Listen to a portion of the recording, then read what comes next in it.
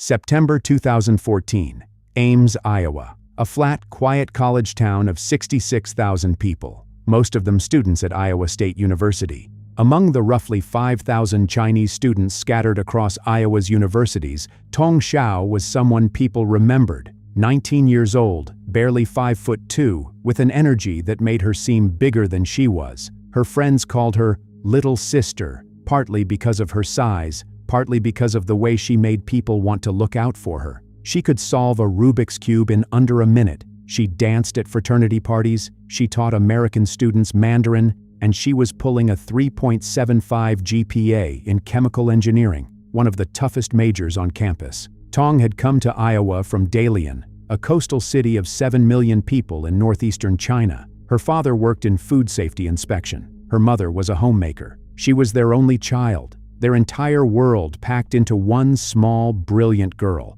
They'd saved over $100,000 to send her to America. Everything they had went into her future, and for 2 years, that investment was paying off. She'd done a summer internship in Kentucky, bought herself a car, a beige 1997 Toyota Camry. She was building exactly the kind of life her parents had dreamed of when they put her on that plane. And then, in the second week of September 2014, at the start of her junior year, Tong stopped responding to messages. At first, nobody panicked. Her roommates in Ames had received a text from her phone saying she was visiting friends in Minnesota and would be gone for about a week. A little unusual, maybe, but not alarming. But the days kept passing. 1 week became 9 days. No calls, no WeChat messages, no sign of her on campus. Her roommates tried reaching the friends Tong supposedly was visiting in Minnesota. None of them had seen her. Nobody knew anything about a trip. On September 17, 2014, Tong Shao's roommates walked into the Ames Police Department and filed a missing persons report. Something was very wrong, and the clock had already been ticking for 10 days. When a young woman disappears, the first question every detective asks is the same: who are the men in her life? It's not cynicism, it's statistics. And in Tong Shao's case, there were 2 names that came up almost immediately. The first was her boyfriend, a 22-year-old Chinese student named Xiangnan Li. Li wasn't an Iowa State student. He was enrolled at the University of Iowa in Iowa City, about 140 miles east of Ames. He was a finance major at the Tippy College of Business. And according to everyone investigators spoke to, he was deeply, almost obsessively, attached to Tong. Their story went back 3 years. They'd met in 2011 in Beijing during English language prep courses, the kind of classes Chinese students take before applying to American universities. Tong was 16 or 17 at the time. Li was 3 years older. He fell for her hard enough to travel nearly 200 miles from Beijing to her hometown of Dalian just to meet her parents and introduce himself. Her parents didn't approve. That didn't stop Li. When Tong enrolled at Iowa State in 2012, Li followed her to America. He first landed at Rochester Institute of Technology in New York, made the dean's list even. But after about a year, he transferred to the University of Iowa. Why? Because Iowa City was 140 miles from Ames instead of 2,000. He rearranged his entire academic life to be closer to her. Now, you might hear that and think it's romantic. A guy who crosses an ocean for the girl he loves. But the people around Tong saw it differently. Her roommates couldn't stand him. He was constantly at their apartment in Ames, practically living there despite being enrolled at a different university in a different city. One of her roommates later told investigators that they'd asked him to leave, and he refused. When Li got traffic tickets near Iowa City, he listed Tong's address in Ames as his home address, twice. Tong's friends actively discouraged her from even talking about Li around them. And a cousin who saw Tong during visits home to China noticed something troubling. Tong seemed more withdrawn, more emotionally guarded than she used to be. But here's the thing. By September 2014, it wasn't just Li in the picture. Friends told investigators that Tong had been in contact with at least one other man. Maybe romantically, maybe not. But the fact that she was talking to someone else was going to become the most important detail in this entire case. 2 men, a missing girl, and a 10-day head start for whoever was responsible. Investigators needed to figure out which one of these guys, if either, knew what happened to Tong Shao. And they needed to figure it out fast. As police began retracing Tong's movements in the days before she vanished, a location kept surfacing in the investigation: the Budget Inn and Suites in Nevada, Iowa. Nevada is a small city just east of Ames, not the Nevada with casinos, the Nevada where nothing happens. The Budget Inn was a modest roadside motel, the kind of place you'd drive past without noticing. But for Tong and Lee, it had become a regular spot. Because Lee's presence at Tong's apartment caused so much friction with her roommates, the couple had started spending their weekends at the Budget Inn instead. Motel records showed they'd stayed there on multiple occasions: holiday weekends in September and October 2013, again in May 2014. The owner, Ken Patel, recognized them as returning customers. They'd always check in together, usually on a Friday, and Patel would often have to remind Lee to check out after the 11 a.m. deadline.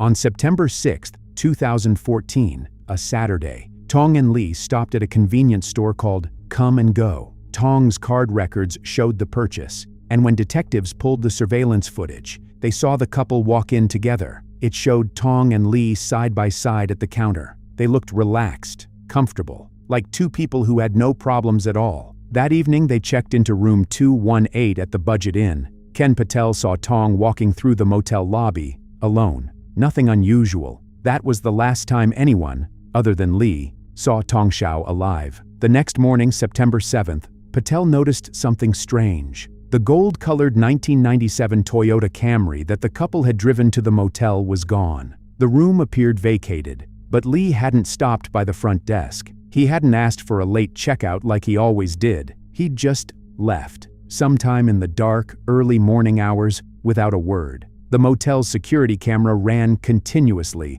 but here's the cruel twist. It wasn't connected to a recording device. The footage was live only. Whatever happened in that parking lot in the early hours of September 7th was gone forever. While investigators were retracing Tong's movements, another thread was developing, one that raised more questions than it answered. Detectives pulled security camera footage from retail stores in the Ames area. They were looking for any sign of Tong in the days before she vanished. They didn't find her, but they found something else. In the days between September 3rd and September 6th, the days immediately before that last weekend at the Budget Inn, Lee went shopping. He visited TJ Maxx. He visited Walmart. And the items he purchased weren't textbooks or groceries. He bought a brand new suitcase. He bought a set of dumbbells, heavy hand weights. Let me ask you something. If you were planning a weekend at a motel with your girlfriend, would your shopping list include a suitcase and a set of dumbbells? What possible reason would you need those items for a two-night stay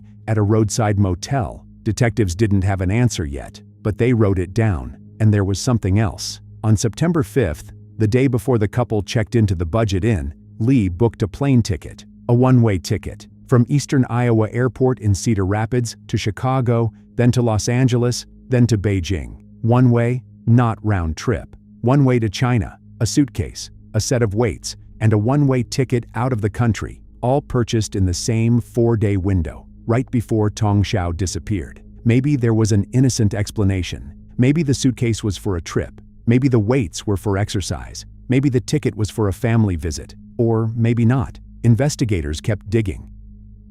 Cell phone records would later tell investigators a strange story about what Lee did after he left the Budget Inn in the early hours of September 7th. He didn't drive east toward his apartment in Iowa City, not right away. Instead, the cell tower data showed him heading south, toward the Skunk River in Story County. The Skunk River runs through the farmland south of Ames. It's not a major waterway. It's the kind of river that swells during spring rains and shrinks to a muddy trickle by late summer. And in early September 2014, it was at its lowest. Lee's phone pinged off towers at two separate locations along the river between approximately 3:30 and 4 o'clock in the morning. He wasn't just passing through, he was stopping at two different spots, in the dark, along a river. Detective David Gonzalez later went to those exact locations and examined them. He noted the water levels. He noted the depth. He noted how visible anything in that water would be from the road. He wrote it all down. Then, sometime after 4 a.m., the cell data showed Lee changing course. He left the river and drove east, 140 miles to Iowa City. He went to the Dolphin Lake Point Enclave apartment complex off U.S. Route 6, where he lived. At 2:52 a.m. on September 8th, according to taxi records, Lee took a yellow cab from Iowa City to Eastern Iowa Airport in Cedar Rapids. He was catching his flight, the one-way ticket to Beijing. He flew from Cedar Rapids to Chicago. During his layover at O'Hare, he picked up a phone and sent a text message to Tong's roommates in Ames. The message said Tong was in Minnesota visiting friends, that she'd be away for about a week, that everything was fine. On September 8th, Lee boarded a flight from Chicago to Los Angeles, then to Beijing. He passed through Chinese customs on September 10th and disappeared. I need to take you back a few days, because everything, the suitcase, the weights, the one-way ticket, traces back to one phone call, September 3rd, 2014, 3 days before Lee and Tong checked into the Budget Inn. That evening, Lee called a friend named Karen Yang. Yang was a fellow international student at the University of Michigan, someone Lee talked to regularly, about once or twice a week. But this wasn't a normal call. This one lasted about 3 hours. Lee was a wreck, upset, agitated, devastated, and he told Yang why. Earlier that day he'd tried to call Tong, and she'd answered, accidentally. She didn't realize the line was connected. Her phone picked up, and the call stayed open for 30 minutes. 30 minutes during which Lee sat there, silent, listening, and what he told Yang he heard was Tong talking to another man. Not just talking, complaining about Lee, saying things about him that were not flattering, not kind. The other man, according to Lee, was a new friend of Tong's. The woman he'd followed across an ocean, the woman he'd rearranged his entire life around, was sitting with another man, talking about him like he was a burden she was trying to shake. Now, investigators would only learn all of this much later when they tracked down Yang and interviewed her. Lee was gone by then. Everything we know about that phone call comes from what Lee told Yang and what Yang told the police. That night, Lee posted on Renren, a Chinese social media platform popular with students, 2 words in Chinese that translate roughly to "F my life." It was his last post on the platform. Here's what I want you to think about. In the days following that phone call, in the days after hearing Tong with another man, Lee started shopping. The suitcase, the weights, and then the one-way ticket. Karen Yang would talk to Lee once more, on September 9th, 2 days after Tong vanished. She asked how things were going with Tong. Lee's response was short and strange. Fine for now. Meanwhile, 140 miles east in Iowa City, something else was happening. Residents at the Dolphin Lake Point Enclave apartment complex had been complaining to management. There was a smell, a terrible, unmistakable smell, coming from one of the vehicles in the parking lot. It had been getting worse for days, weeks, really, as the late September sun baked down on the asphalt. Nobody had connected the dots yet. Why would they? A bad smell from a car in a parking lot could be anything. Rotting groceries, a dead animal, a forgotten cooler.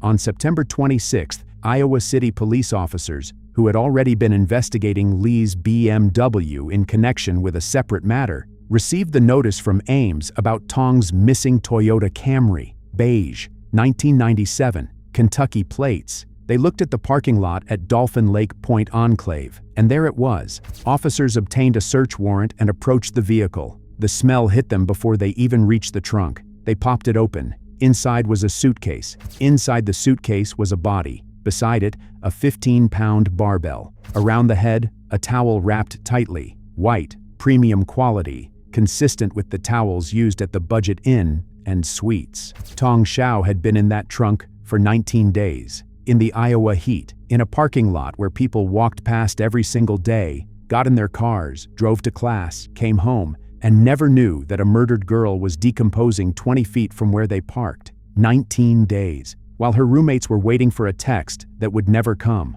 While her parents in Dalian were going about their lives, not yet knowing that their only child was already gone. While Lee was 6,000 miles away in China, having walked through customs with a one-way ticket, and vanished. The Johnson County medical examiner conducted the autopsy. Cause of death, asphyxia. Manner of death, homicide. There was evidence of blunt force trauma to her face and strangulation. Investigators had a theory about the sequence. Lee had struck Tong in the face first, the blunt force injuries. Then he'd strangled her, or placed her into the suitcase while she was incapacitated, and the confinement caused asphyxiation. Either way, the result was the same, A 19-year-old girl was dead. Now they needed to prove who did it, and they needed to figure out how to reach a killer who was already on the other side of the world. 3 days after discovering Tong's body, investigators obtained a search warrant for room 218 at the Budget Inn and Suites in Nevada, Iowa, the room where Lee and Tong had checked in on September 6th. Now, here's a problem. Nearly 3 weeks had passed since the murder. The room had been cleaned. Other guests had stayed in it. Whatever evidence was there had been exposed to contamination, foot traffic, and housekeeping. But murder leaves traces that a mop can't reach. When crime scene investigators examined the room, they found splatters and drips of various dried liquids on the walls. Behind the headboard of the bed, they found dried blood. These stains were consistent with a violent struggle, with the kind of blunt force trauma that the medical examiner had documented on Tong's face. Investigators also seized pillowcases from the room, took swabs from multiple surfaces, and collected Lee's credit card records confirming his stays at the motel. The evidence was building. Every piece pointed in one direction. The surveillance footage from TJ Maxx and Walmart showing Lee purchasing the suitcase and weights days before the murder. The one-way ticket booked September 5th. This wasn't a man who snapped. This was a man who planned. But here's the thing about having an airtight case. It doesn't matter if you can't get your hands on the suspect. Xiangnan Li was in China. He'd been there since September 10th. And between the United States and the People's Republic of China, there is no extradition treaty. None. Zero. The two largest economies on the planet, and they have no legal mechanism to hand criminal suspects to each other. China does not extradite its own citizens. Period. It's not a case-by-case decision. It's national policy, rooted in sovereignty, and it's been consistent for decades. For the investigators in Iowa, this was devastating. They had built an overwhelming case. They had evidence of premeditation. They had forensics, digital records, witness statements, and a dead girl in a suitcase. And the man who put her there was untouchable.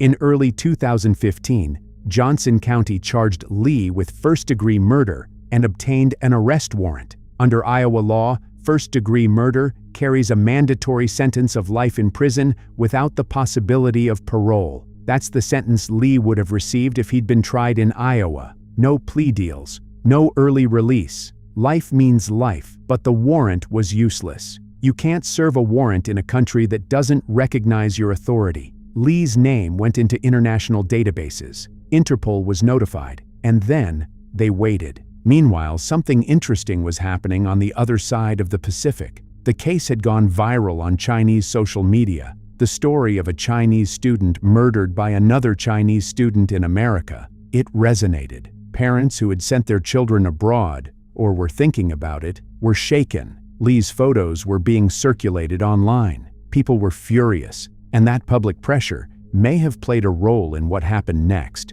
because against all expectations, China decided to act. Under Chinese criminal law, there's a provision that allows China to prosecute its own citizens for crimes committed in foreign countries. It doesn't get used often, but it exists. And in the case of Xiangnan Li, the Chinese government decided to invoke it. The exact reasons aren't fully public. Maybe it was diplomatic pressure from Washington. Maybe it was the viral outrage on Weibo and other Chinese platforms. Maybe it was a genuine commitment to justice. Probably some combination of all three. But whatever the motivation, Chinese authorities contacted their American counterparts and signaled that they were willing to take the case. This was almost unprecedented. American investigators being invited to cooperate with Chinese prosecutors on a murder that happened on U.S. soil. Chinese investigators actually traveled to Iowa to review the evidence. They went through everything: the surveillance footage, the phone records, the forensic evidence from room 218, the autopsy results. Then they brought it all back to China to build a case under Chinese law.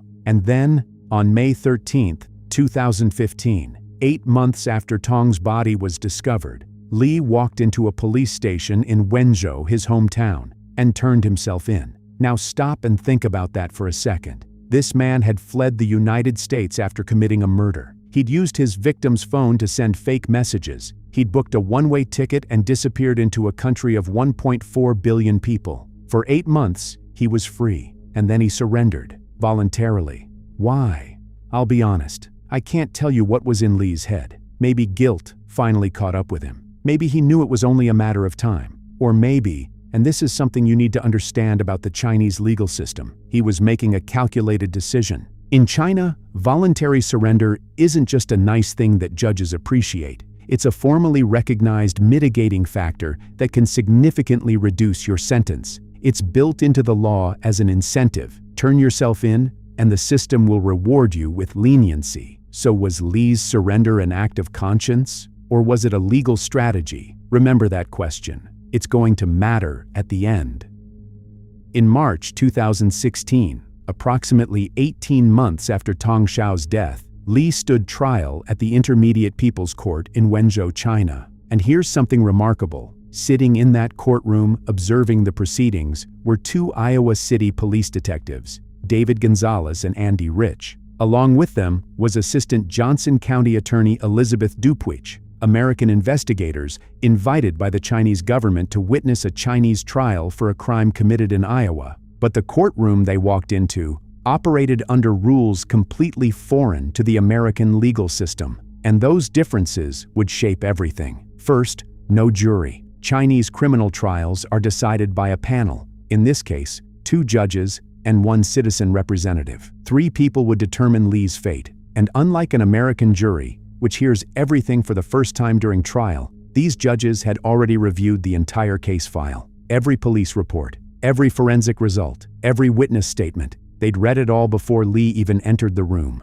Second, the pace. American murder trials can last weeks, sometimes months. Li's trial? Reports vary, but it appears to have been completed in roughly 6 to 7 hours, 1 day. For a murder case involving international evidence, cross-border investigation, and a victim who'd been dead for a year and a half. Third, and this is the one that matters most, victim compensation. But I'll get to that. Li appeared in court and pleaded guilty to intentional murder. He bowed to Tong's parents, who were present, and said he was sorry for killing their daughter. He described his actions as irrational and impulsive. But even while pleading guilty, Li's defense tried multiple angles. First, they attempted to get all the American evidence thrown out, arguing procedural problems with how it was collected. The judge essentially shut that down, saying something along the lines of, "We're going to accept these documents. Move on." Then the defense pivoted. Li claimed that Tong had actually attacked him first, that she'd hit him across the face with a pillow to silence him during an argument. He said he grabbed her neck in response and didn't realize she was dead until he let go. Self-defense. A crime of passion, a momentary loss of control. The prosecution wasn't having it. And honestly, look at the evidence yourself. He bought a suitcase days before the killing. He bought weights designed to sink a body. He booked a one-way flight before she was even dead. He scouted the Skunk River as a dump site at 3:30 in the morning. But the river had shrunk to a shallow creek by early September, too low to hide anything, so he drove away. He wrapped her head in a motel towel, stuffed her in the suitcase, put her in the trunk of her own car, drove around looking for a place to hide her, parked the car at his apartment, took a taxi to the airport at 2:52 a.m., sent fake texts from her phone during his layover in Chicago, and flew to China. Does that sound like a man who snapped in the heat of the moment? Does that sound like someone who accidentally killed his girlfriend during an argument and then panicked? Or does that sound like someone who spent 4 days, from September 3rd to September 7th, planning exactly how he was going to kill her and get away with it?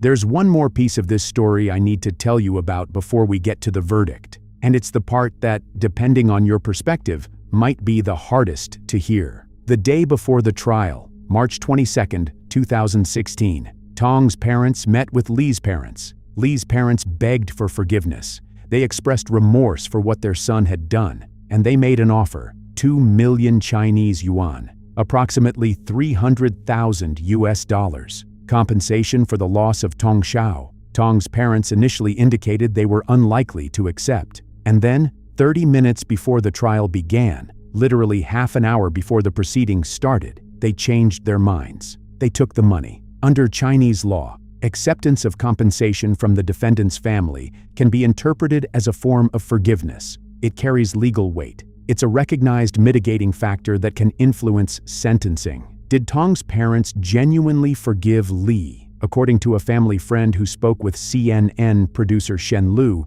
the answer was no. The friend said that deep down, the parents would probably never forgive Li. They accepted the money. They did not accept what he did. But the legal system doesn't measure what's deep down. It measures what's on paper. And on paper, the compensation was accepted. So by the time the judges retired to deliberate, Li had two major mitigating factors in his column: the voluntary surrender and the compensation. Tong's parents had requested the death penalty, and under Chinese law, intentional murder can carry the death penalty. It was on the table, but it didn't happen. And there are two reasons. First, Johnson County Attorney Janet Linus had actually requested that Chinese authorities not pursue the death penalty. Iowa doesn't have capital punishment, and Linus communicated that position to the Chinese government when she invited their cooperation. So from the American side, the death penalty was explicitly taken off the table. Second, the mitigating factors: Li's voluntary surrender, the $300,000 compensation accepted by Tong's family, his guilty plea. The court announced its verdict on June 22, 2016. Li was sentenced to life in prison in China. Under Chinese law, a life sentence can be commuted to a fixed term after serving a minimum of 13 years, based on good behavior and demonstrated reform, meaning the man who murdered Tong Shao could walk free as early as 2029.